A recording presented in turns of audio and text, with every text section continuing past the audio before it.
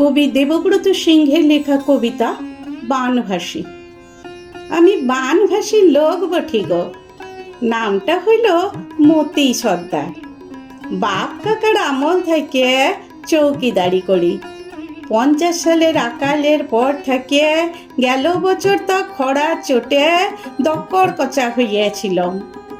এই বছর আবার বানভাসী। কাগজওয়ালাদের বললাম, বাবু লিখে নিবেন আমার কথাটা।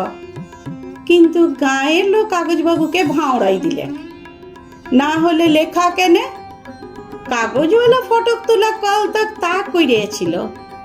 লোকে বললে, উয়ার কথা নিয়ে আপনার কিছু হবে নাই, ও বুড়া পাগল বটে।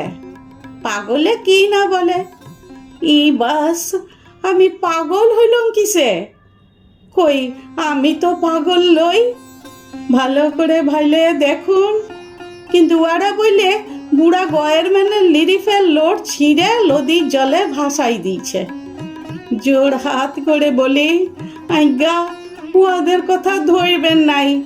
হেই দেখুন, আমি মতি সর্দার ঠিকই আছি। আমার বউ বিটি দামোদরের বানের জলে ভাসে গেলেও বুড়ি মাটা বিটি ঘর যাইয়ে তোড়াই ছিল। কিন্তু শেষ তক সেও গেছে। বাবুরা বললে করেলা, গয়ের মেলা লোক বললে না, পেটের রোগ বটে। এই করে হেঁচড়া হেঁচড়ি টানা টানি করতেই বুড়ি হাসপাতালের মাঝ পথে মরে গেল। আর আমি এখন রাতের বেলায় চৌকিদারির হাঁক দিই।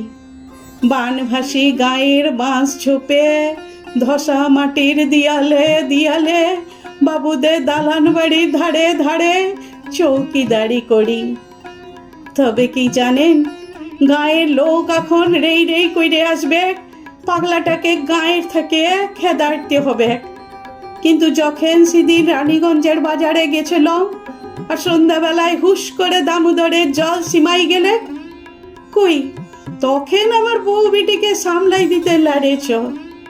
না হলে আমরা বাগ দিই বটি, তবু এক ঘর বাগ দিই তো এই ছোট গাঁটাকে রাখিয়েছিল।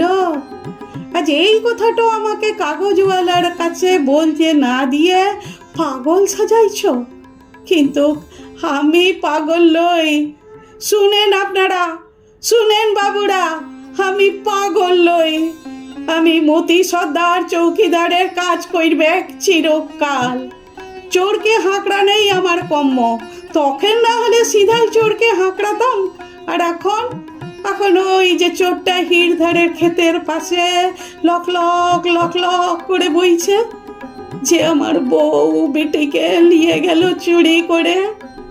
এখন আমি সেই চোরকে নিয়ে রোজ দিন রাতের বেলায় সবাইকে হাঁকড়াই সামলাই দিব। বলুন, ইয়াতে আমি পাগল হইলাম কিসে? তোমরা আমার বউ বেটিকে সামলাতে লাড়েছ বলে আমি মতি সর্দার কেনে পারবো নাই? আমি তো চৌকিদার বটি, তাই সবাইকে রাতের বেলায় সামলাই দেব। হে দামোদর সীমাইছে, পালাই যাও, পালাই যাও, দামোদর সীমাইছে।